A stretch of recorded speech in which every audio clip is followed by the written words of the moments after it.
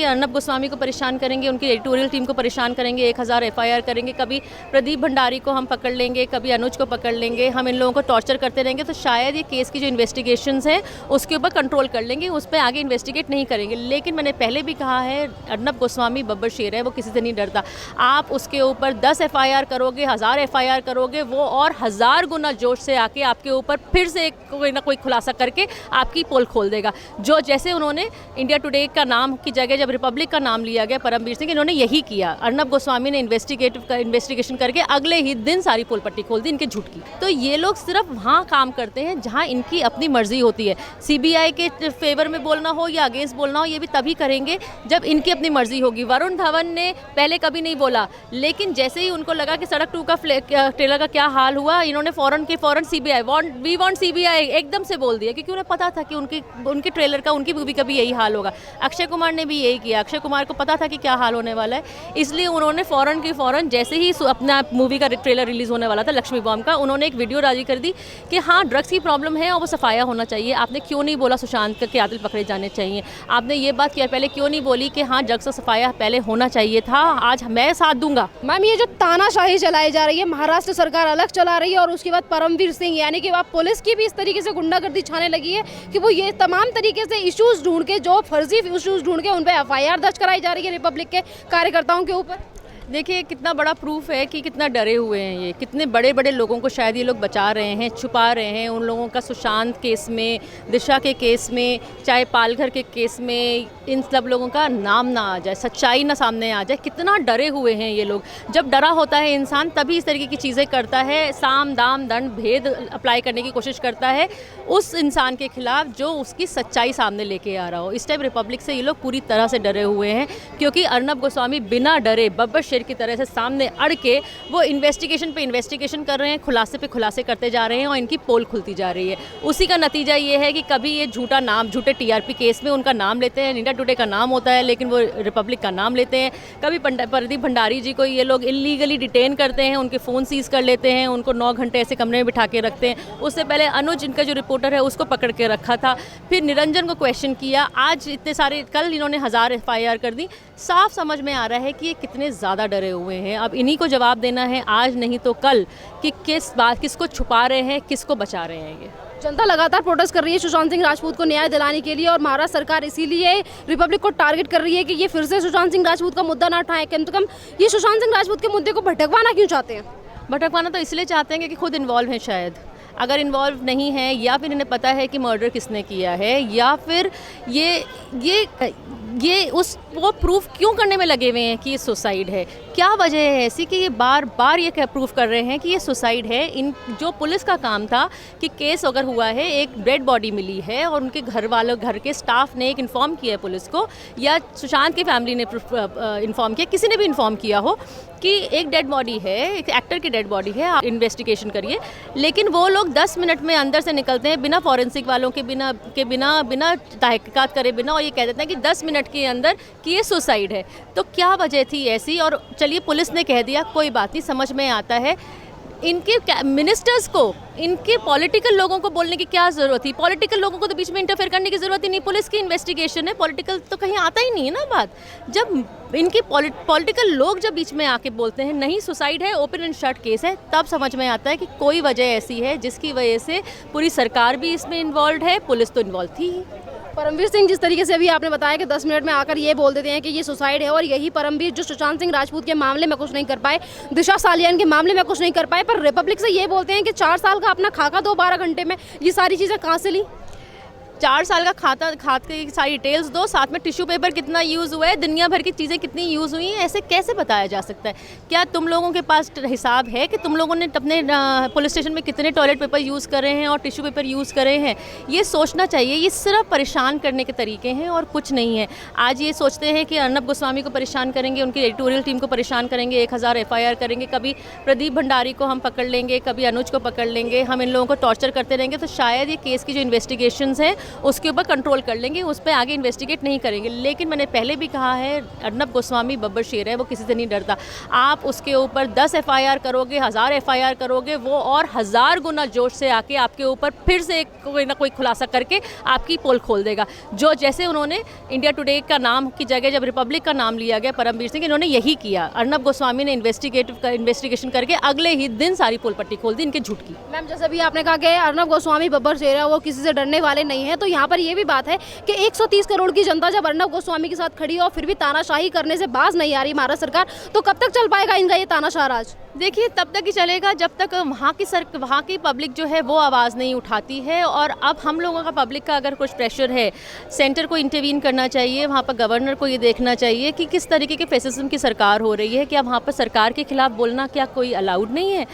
कभी ये जर्नलिस्ट को पकड़ते हैं, कभी रिपोर्टर्स को पकड़ते हैं, कभी कंगना के ऊपर अटैक करते हैं, उसको गाली गलौज करते हैं, उसका ऑफिस तोड़वा देते हैं। जो भी इनके खिलाफ बोलेगा उसके अगेंस्ट इस तरह के स्टेप उठाएंगे। ये तो फेसिज्म की सरकार हो गई है, इमरजेंसी वाला हाल हो गया, कुछ बोल ही नहीं सकते हैं इनको। तो अगर ऐसा हाल हो गया, कुछ भी नहीं बोल सकते हैं, तो फिर तो अभिव्यक्ति की आज़ादी कहाँ गई? फ्रीडम ऑफ प्रेस कहाँ, एक्सप्रेशन कहाँ गया? फ्रीडम ऑफ प्रेस कहाँ गई? अगर जर्नलिस्ट भी यही सोचेंगे, बोलेंगे कि सरकार को ये पसंद नहीं आएगा, नहीं तो हमें तो अंदर दबा बंद कर दिया जाएगा, तो फिर तो वही बोलेंगे जिनसे वो डर जाए और फिर yes ma'am, yes ma'am, yes sir करेंगे।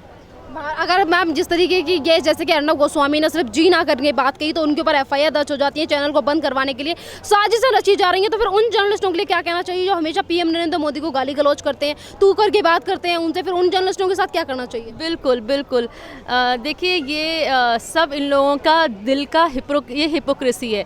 ये वही चैनल हैं जो मोदी जी को, जो प्राइम मिनिस्टर को गंदी गाली देते हैं और बार बार असहनशीलता की बात करते हैं। ये वही लोग हैं जो रिया को जस्टिस मांगते हैं, रिया के लिए वो इंटॉलरेंस की बात करते हैं। ये लिबरल गैंग है, ये हमारा टुकड़े गैंग है जो JNU में जो भारत तेरे टुकड़े होंगे के नारे लगाने वाले लोगों का तो साथ देंगे, लेकिन सुशांत के लिए कुछ नहीं बोलेंगे, कंगना के लिए कुछ नहीं बोलेंगे, वहीं पर जस्टिस फॉर रिया के नारे लगाएंगे। ये हिपोक्रेट लोग हैं, ये फेक लोग हैं। इन्हें मतलब का आउटरीच होता है, इनका सेलेक्टिव आउटरीच होता है। जहाँ इनका अपना एजेंडा फुलफिल हो रहा होगा, ये सिर्फ वहीं पर आवाज़ उठाएंगे, वरना नहीं उठाएंगे। अभी ड्रग्स का मामले को लेकर जिस तरीके से रिपब्लिक ने कई सारे खुलासे किए थे, तो आपने देखा होगा कि बॉलीवुड में से तमाम कलाकार थे जो आकर ये कहने लगे थे कि बॉलीवुड को बदनाम किया जा रहा है। और जब इन्हीं के राज्य में, मतलब महाराष्ट्र में, इस तरीके की चीज़ें की जाती हैं, तानाशाही दिखाई जा रही है एक चैनल के ऊपर, तो एक भी कलाकार ऐसा नहीं है जो आवाज़ उठाएगा। बिल्कुल नहीं बोलेगा, क्योंकि उन्हें पता है, उन्हें भी उसी शहर में रहना है ना, उसी सरकार के अंडर में रहना है। उन्हें पता है कि जिस तरह से कंगना का ऑफिस तोड़ा गया, कल अगर हमने आवाज़ उठा दी, अर्नब के फेवर में हमने बोल दिया, तो हमारे साथ भी यही हो सकता है। ड्रग्स के वो लोग केस इसमें इसलिए नहीं बोलते हैं क्योंकि ऑलमोस्ट सारे ही ड्रग्स में इन्वॉल्व हैं। जो बड़े बड़े एक्टर्स हैं कुछ नहीं बोल रहे हैं, वो इसलिए नहीं बोल रहे हैं, उनके तो बच्चों को ड्रग्स पार्टीज़ में पुलिस ने रेड मारी है, बच्चे निकले हैं। तो इन लोगों को पहले अपने घर का सफाया करना ज़रूरी है। क्या इन्हें नहीं नज़र आता कि उनकी फ्यूचर जनरेशन जो है वो खतरे में है? ड्रग्स से मेंटली, फिजिकली, इमोशनली हर तरीके से ड्रेन आउट होता है इंसान, शरीर ख़राब हो जाता है, दिमाग ख़राब हो जाता है। और छोटे छोटे बच्चे अगर ड्रग्स लेने लग जाएंगे, उनकी लाइफ ही कितनी सी रह जाएगी, फिर उनके ऊपर कितना इफेक्ट पड़ेगा। ये लोग संजय दत्त के साथ तो खड़े होते हैं, जब संजय दत्त अरेस्ट होते हैं और संजय दत्त के लिए we are with you Sanju लेके खड़े हो जाते हैं, लेकिन ये लोग सुशांत के लिए नहीं बोलते हैं, ये लोग ड्रग्स के अगेंस्ट नहीं बोलते हैं। ये लोग उस टाइम नहीं आवाज़ उठाते हैं जिस टाइम थाली में छेद है की बात जया बच्चन कहती हैं। ये लोग उस टाइम जया बच्चन के लिए कहते हैं इनकी स्पाइन है, तो वो स्पाइन आप लोगों की कहाँ गई थी जब कंगना के लिए इस तरीके का अटैक किया गया, उसका ऑफिस तोड़ा गया, उसको गंदी बातें बोली गई। आपको तो जी सुनना है, सरकार को जी सुनना है, लेकिन कंगना को तू तड़ाक से बोलेंगे, संजना को कंगना को गाली देंगे, वो कहाँ जाता है? सब फेक है, सब सारे के सारे हिपोक्रेट है। इन लोगों के ऊपर तो शायद जब खुद पे पड़ेगी तब इन्हें समझ में आएगा। CBI को लेकर अभी आपने देखा होगा कि अभी जिस बात का आपने जिक्र किया कि TRP जो स्कैम हुआ था, इसमें रिपब्लिक को फंसाने की कोशिश की थी, और इसके बाद जब योगी आदित्यनाथ जो कि उत्तर प्रदेश के मुख्यमंत्री हैं, जब उन्होंने कहा कि इस मामले पे CBI इंक्वायरी होनी चाहिए, तो उसको लेकर संजय राउत ये कहते हैं कि अब हर छोटे मामले पे CBI होगी। क्या इन्हें हर मामला छोटा नजर आता है? तो ये हर छोटे केस में, अगर इतने ही छोटे केस हैं, वो तो हर छोटे केस में ये लोग स्टेप क्यों उठाते हैं?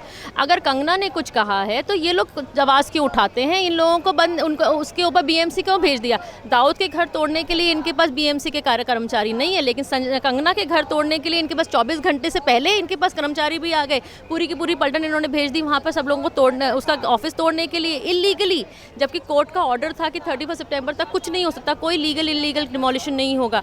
तो ये लोग सिर्फ वहाँ काम करते हैं जहाँ इनकी अपनी मर्जी होती है। सीबीआई के फेवर में बोलना हो या अगेंस्ट बोलना हो, ये भी तभी करेंगे जब इनकी अपनी मर्जी होगी। वरुण धवन ने पहले कभी नहीं बोला, लेकिन जैसे ही उनको लगा कि सड़क 2 का ट्रेलर का क्या हाल हुआ, इन्होंने फौरन सीबीआई वी वांट सीबीआई एकदम से बोल दिया, क्योंकि उन्हें पता था कि उनके ट्रेलर का, उनकी मूवी का भी यही हाल होगा। अक्षय कुमार ने भी यही किया, अक्षय कुमार को पता था कि क्या हाल होने वाला है, इसलिए उन्होंने फौरन जैसे ही अपना मूवी का ट्रेलर रिलीज होने वाला था लक्ष्मी बॉम्ब का, उन्होंने एक वीडियो जारी कर दी कि हाँ ड्रग्स की प्रॉब्लम है और वो सफाया होना चाहिए। आपने क्यों नहीं बोला सुशांत के कातिल पकड़े जाने चाहिए? आपने ये बात किया पहले क्यों नहीं बोली कि हाँ ड्रग्स का सफाया पहले होना चाहिए था? आज मैं साथ दूंगा। मैम, ये बॉलीवुड वाले अपनी मूवी लाने के लिए चाहे जितने तरीके से जनता को बेवकूफ़ बनाने की कोशिश करें, पर जनता इस टाइम पे समझदार है और जनता इनकी बातों पे आ नहीं रही है। चाहे अक्षय कुमार ने पहले वीडियो डाली, चाहे माफ़ी मांग ली, पर जनता आज भी उनकी जमकर मूवी का बहिष्कार कर रही है। बिल्कुल कर रही है। देखिए, आप उससे पहले हमने कुछ महीने पहले हमने दीपिका पादुकोण की मूवी का, छपाक का मूवी का हाल देखा। जब जेएनयू में वो टुकड़े टुकड़े गैंग के साथ जाके खड़ी हुई, तब क्या हुआ? उस टाइम जनता का आउटरीच नज़र आ गया इनको कि अगर आप देश विरोधियों के साथ खड़े होगे, आप उन लोगों के साथ खड़े होगे जो हमारे समाज के लिए, हमारे देश के लिए दुश्मन है, उन लोगों के साथ अगर कोई भी साथ देगा तो उसको जनता एक्सेप्ट नहीं करेगी, उसको जनता माफ़ नहीं करेगी। और उसका ही नतीजा ये है कि उनकी छपाक मूवी फ्लॉप हुई, उनको बॉयकॉट किया गया। मैम, एक लास्ट संदेश क्या देना चाहोगे उस जनता के लिए जो आज जमकर बॉलीवुड वालों का जमकर बहिष्कार कर रही है, इनकी मूवी नहीं देख रही और जो लगातार आवाज़ उठा रही है कि महाराष्ट्र में जो तानाशाही चल रही है उसे ज़्यादा दिन नहीं सहा जाएगा और उद्धव ठाकरे हो या फिर परमवीर, इन लोगों को अपनी गद्दी से इस्तीफा दे देना चाहिए? देखिए, जनता बहुत अच्छा काम कर रही है, जनता जागरूक हो गई है, जनता को अब समझ में आ गया है कि हम अगर आवाज़ उठाएंगे तो कुछ होगा। चेंज जो है वो हम लोगों को अपने घर से लाना पड़ेगा, हम लोगों को शुरू करना पड़ेगा। हम लोगों ने अगर बॉलीवुड वालों को सर पे बिठाया है, अगर हम 500 करोड़ के क्लब में इन्हें बिठा सकते हैं तो हम इन्हें 0 क्लब में भी बिठा सकते हैं। जनता के पैसे से ही ये पिक्चरें चलती हैं, जनता के पैसे से ही ये 100 करोड़, 200 करोड़, 500 करोड़ की पिक्चरें बनती हैं। जनता के पैसे से ही ये जो कमाई करते हैं, चाहे 5 करोड़ लें एक पिक्चर की फीस या 10 करोड़ लें या 15 करोड़ लें, प्रोड्यूसर इवेंचुअली देगा तो उसी पैसे में से जो जनता इनको देगी। तो इसलिए जनता बहुत अच्छा काम कर रही है जनता को, लेकिन साथ में बॉयकॉट करने के साथ ये भी ध्यान रखना चाहिए कि जो गलत काम कर रहा है उसका बॉयकॉट कीजिए, क्योंकि हम जब मूवीज़ का बॉयकॉट करते हैं उसके साथ कुछ लोग ऐसे भी जुड़े हुए हैं जिनकी रोज़ी रोटी इसी काम से चलती है। हम नहीं चाहते कि कल कोई और लोग ऐसे हों जो इस वजह से, क्योंकि उनके पास काम नहीं है, उनके पास डेली की रोज़ी रोटी नहीं है, तो उस वजह से वो सुसाइड करें या उनका हाल ख़राब हो जाए। इसलिए बॉयकॉट करिए तो सिलेक्टिव बॉयकॉट करिए, उन लोगों का बॉयकॉट करिए जो सुशांत के लिए आवाज़ नहीं उठाते हैं, जो गलत के साथ जो होता है, गलत होता है उसके साथ में खड़े रहते हैं और उसके खिलाफ आवाज़ नहीं उठाते हैं। जो सही काम करते हैं उनको प्लीज़ बॉयकॉट मत करिए, क्योंकि बहुत छोटे छोटे टेक्नीशियंस, डेली का काम करने वाले डिज़ाइनर्स, सेट डिज़ाइनर्स, ये लोग भी हैं जो हर मूवी इंडस्ट्री के हर एक के साथ जुड़े होते हैं। उनकी रोज़ी रोटी चलती रहनी चाहिए, उनकी जीविका चलती रहनी चाहिए, उनकी लाइफ पे असर ना आए। इसलिए बॉयकॉट करिए, लेकिन उन लोगों का करिए जो गलत काम कर रहे हैं। Thank you ma'am.